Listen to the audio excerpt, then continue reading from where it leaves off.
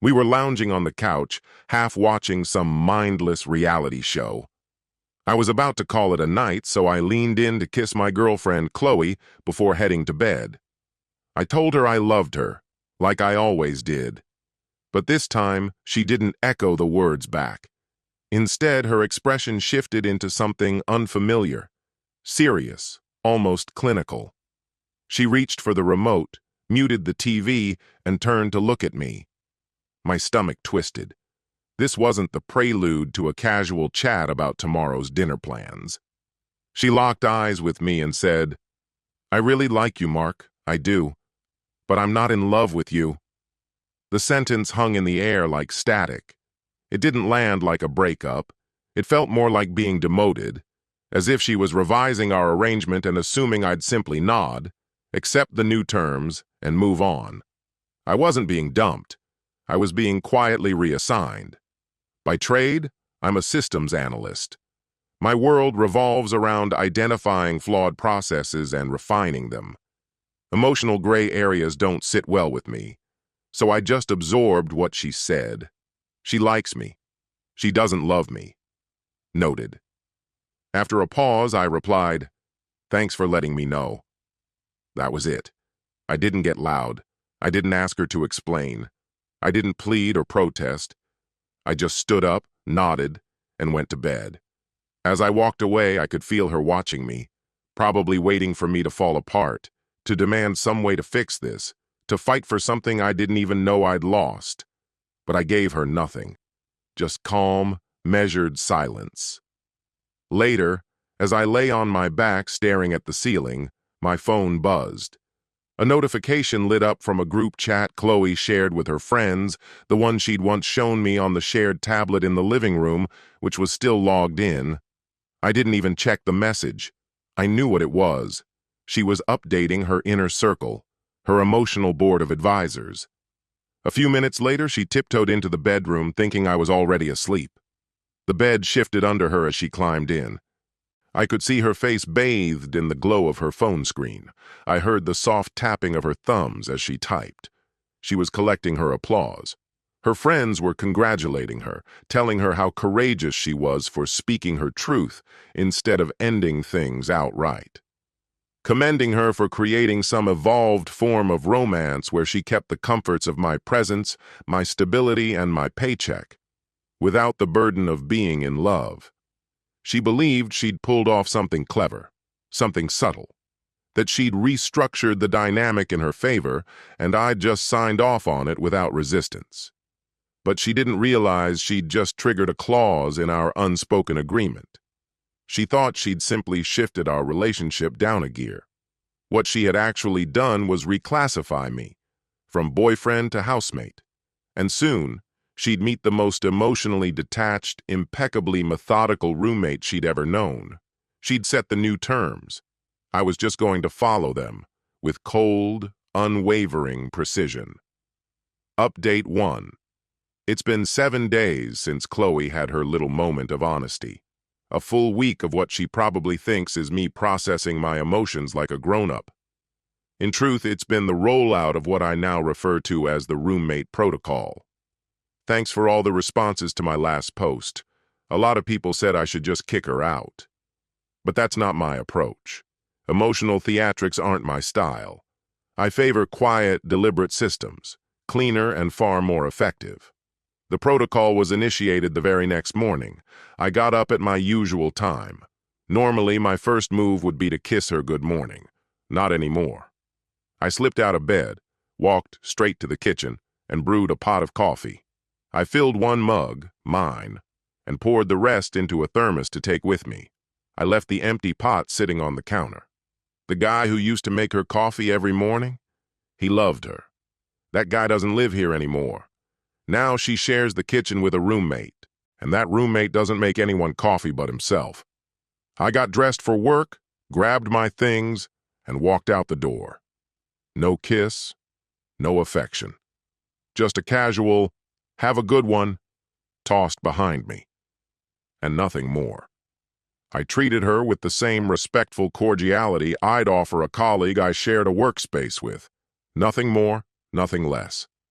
At first, she seemed perfectly fine with it, almost thrilled even. She was upbeat, visibly relaxed. She had her personal space back, the tension between us had dissolved, and she'd pulled off a clean emotional downgrade, keeping the shared apartment and lifestyle, minus the commitment. From her perspective, it was the ideal outcome. But then, subtle shifts began to creep in. That Friday, she messaged me mid-afternoon. "Hey, the girls and I want to check out that new Italian spot tonight. Mind grabbing us a reservation for 8? That kind of thing had always been my role. I was the default coordinator. Bookings, logistics, planning. I replied shortly after, "Can't tonight. Caught up with stuff. You should give them a call. Tables go quick." She shot back a lone question mark.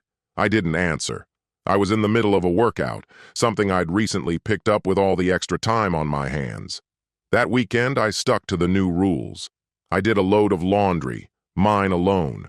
I made a grocery run and bought only what I needed: some meat, lunch supplies, dinner essentials. I skipped her go-to items, her gluten-free staples, overpriced almond milk, and the snacks she always asked for. When I got back, I unpacked and placed everything neatly on the shelves I'd claimed for myself. Then I started prepping meals for the week ahead. She wandered into the kitchen looking a bit thrown. "You went shopping?" "Yeah," I replied, slicing chicken, eyes on the task. "You didn't get any of my stuff." It wasn't curiosity. It was pointed. "Ah, right. I just grabbed what was on my list," I said, my tone as casual as if I'd cut in front of her in a queue. "I can text you a pic of the receipt later so you know you're part of the shared stuff like paper towels." The expression on her face was equal parts disbelief and offense. In over 2 years, I'd never once asked her to split the grocery bill, but that was when I was the guy who loved her. The roommate? He just pays his share. The cracks really started to widen by Sunday. Her car had been acting up for days, maybe longer. She'd brought it up more than once, clearly assuming I'd handle it like I used to. That afternoon, she leaned against my office door. "My car's making that weird noise again," she said. "You should probably take a look. I really don't want some mechanic ripping me off." I turned in my chair to face her, composed and calm. "That sounds frustrating," I said, voice even, sympathetic in a distant way. "You might want to get a few quotes before committing.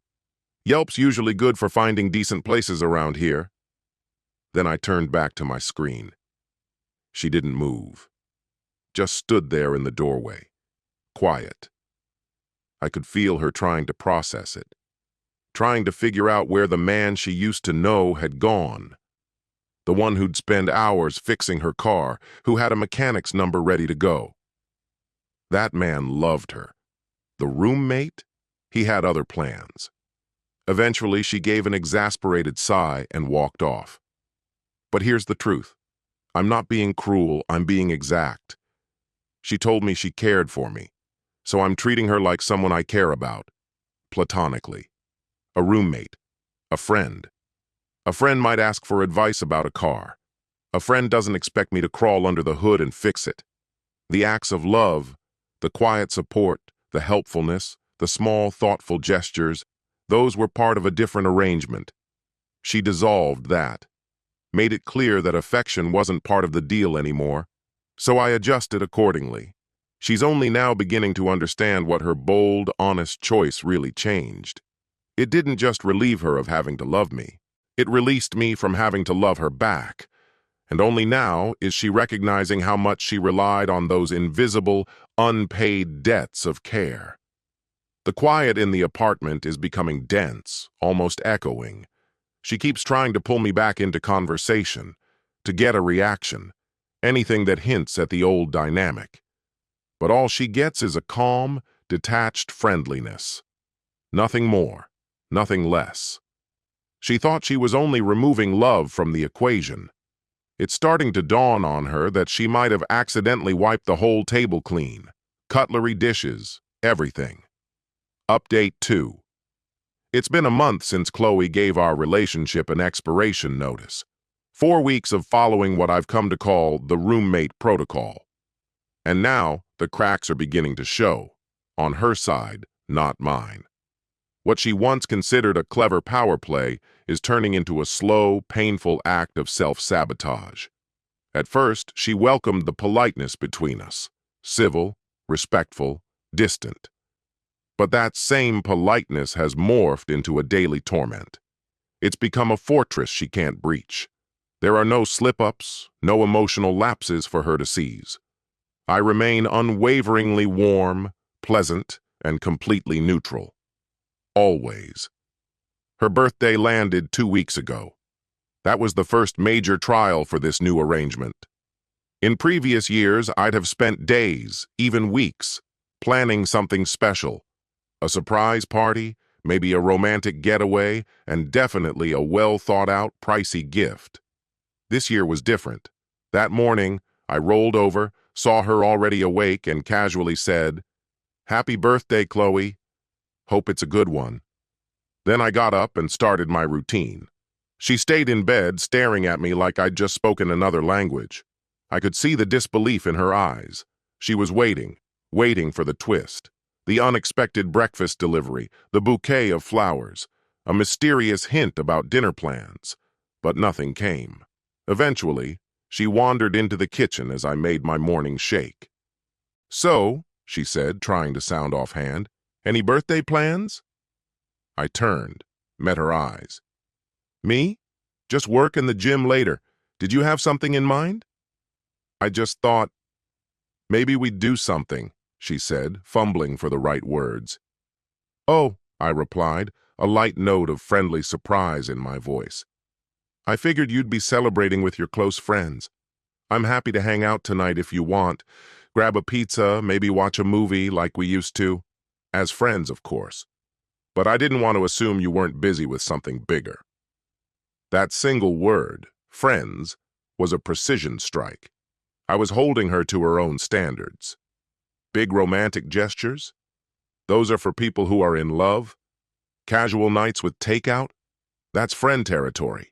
She spent her birthday evening on the couch, scrolling through her phone, while I sat nearby working on my laptop. The silence was thick. Her so-called friends, the ones who'd praised her bravery, had all posted the obligatory "Happy Birthday, Queen" on her social media, but none had shown up. No dinner, no drinks, no plans. Then came the financial side effects of the protocol. What she didn't realize was that the boyfriend experience had included a quiet but steady stream of financial support. I used to cover most of our outings, vacations, even her car insurance and phone bill. It was just part of our life together. But that life no longer exists. Last week, her phone got disconnected. She came to me, visibly panicked. I just said, "Oh, right. I removed my card from the family plan since we're not really a family anymore. You'll need to set up your own account." She went pale. The truth is, she's unemployed. The freelance design gigs she picks up don't come close to paying for her shopping habits, let alone basic bills. She had grown used to being financially supported by someone in love with her. Now she's just a roommate, one who's falling behind on her share of the rent. Lately, she's been trying to provoke me, anything to get a reaction. Even anger would mean I care. She leaves clutter in shared spaces, hoping I'll snap. I don't. I quietly stack her things on her side of the room. She blasts emotional music in the living room. I slip on my noise-canceling headphones. Last night was her boldest move yet. She came home late, clearly tipsy, maybe more. I was reading in bed. She walked in wearing one of my old shirts, just the shirt, the way she used to when she wanted to be close. She sat on the edge of the bed and began to cry. "I miss you," she said, voice trembling, eyes filled with tears. "I miss us." I closed my book and looked at her. My face showed a gentle concern, the kind you might offer a neighbor whose cat slipped out the front door. "It sounds like you've been going through a rough patch, Chloe," I said softly. "It's been a whirlwind of changes lately. Have you thought about speaking with a therapist? Sometimes it really helps to have a neutral third party to help process everything." I said it with calm, clinical precision. She had brought me raw emotion. Real, yes, but tinged with manipulation, and I met it with a measured professional suggestion. It was the psychological version of advising someone with a sprained ankle to see a doctor, technically right, genuinely helpful, and utterly lacking the intimacy she so clearly craved. Her crying stopped cold. She just stared at me, her expression slowly shifting into stunned realization. For the first time, she was beginning to see the truth. This wasn't a scorned man acting out. This was a system doing exactly what it was designed to do. She had laid the framework. She had defined the boundaries of what we were. And this cool, distant, logical void, was the product. She believed she had been honest and courageous. Now she was beginning to understand she had simply been naive. The panic was creeping in, the quiet more deafening than anything she could say, and the final breakdown was imminent. Final update. It's done. The roommate protocol met its natural silent end last night, not with fireworks, but with a slow, soul-numbing collapse. Over the past 2 weeks, Chloe had spiraled. The apartment, once her domain, had transformed into a place of quiet torment, immaculate, still, impersonal. Her home had become a well-kept cage, and I, the indifferent roommate, was its most haunting feature. She made every attempt to provoke emotion in me. She cried, she lashed out, she flirted, begged, blamed. But I was unmoved. A calm, polite, resolute presence, unyielding, smiling, and completely unreachable. I knew what would eventually push things to the edge: money and logistics. The lease was set to expire at the end of the next month. A few days back, the landlord sent us a renewal offer. I placed it deliberately on the kitchen counter where she'd find it. Last night, I returned from the gym to find her seated at the table, eyes fixed on the lease papers. She looked utterly spent, like sleep had abandoned her days ago. "We need to talk about this," she said quietly. "Sure," I replied, setting down my bag. "What's on your mind?" "Are we renewing the lease?" she asked. "I'm not," I answered plainly.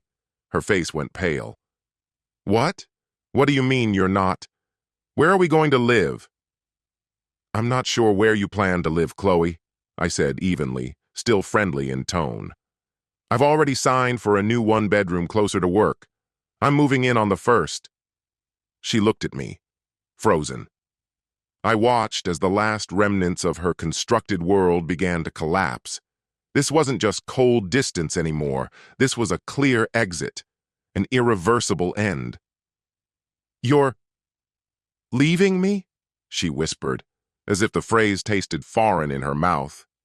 "Leaving you?" I repeated, tilting my head in mock confusion. "No. Our shared housing arrangement is just ending. We're roommates, remember? And the lease is almost up. It's not unusual for roommates to part ways when one finds a new place. I found one that suits me better. I figured you'd do the same." That's when it all cracked open. The tears returned, fiercer this time. Anger flared. Her crafted image of the wronged party shattered completely. "This isn't fair," she yelled, shooting to her feet, the chair screeching behind her. "You're being heartless. You're punishing me. I told you it was a mistake. I told you I love you."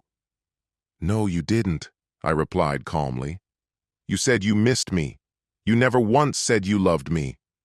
"But that's beside the point," I continued. "You told me very clearly that you weren't in love. I took your word for it. I accepted it, and I made choices based on that truth. I'm not punishing you, Chloe. I'm just honoring the clarity you gave me." She broke into sobs. "I want things to go back to how they used to be." "I'm sure you do," I said, and this time there was steel in my voice. "You miss the version of me who loved you, the one who made your favorite meals, crafted little surprises to brighten your day, covered the bills without complaint, and watched over every detail of your life like it was sacred. You want that man back. But you want him, minus the one thing he ever truly asked of you, to love him in return. You were chasing a fantasy, Chloe. Someone who would give endlessly and expect nothing. Not a partner, a servant, but I'm done serving. I let those words linger for a beat. She finally met my eyes and I could see it hit her. This wasn't some dramatic pause in an ongoing argument. It was the end. A permanent, unalterable shutoff. Then came the final act. I walked calmly to the counter and picked up a small velvet box that had arrived earlier that day. Her eyes widened, flickering with a dangerous mix of excitement and desperation. Even now, after everything, she dared to believe this was some romantic gesture. The moment I'd show her that I'd never stopped loving her. She held her breath as I opened it. No ring, just a key. A brand new one, gleaming on a plain metal ring. "This is for my new place," I said, holding it up. "I'm really looking forward to it. It's got an amazing view." I watched as the light in her eyes was snuffed out, replaced by a blank, hollow look that nearly made me look away. Nearly. She had bet everything on the assumption that my love was a bottomless well, something she could access whenever it suited her. But it had always come with one quiet but unshakable rule. It needed to be returned. She didn't speak, just slowly sank into her chair and stared down at the lease renewal sitting on the table, a document that now belonged solely to her mess to clean up. I turned and walked into my office without another word. The silence in the apartment didn't feel heavy anymore. It wasn't loud, it was just vacant. 30 more days as her roommate. Then I'm gone. She got exactly what she claimed she wanted, a life beside a man who feels nothing for her. I just don't think it ever crossed her mind that man would be me. And now I'm walking toward a future she'll never touch.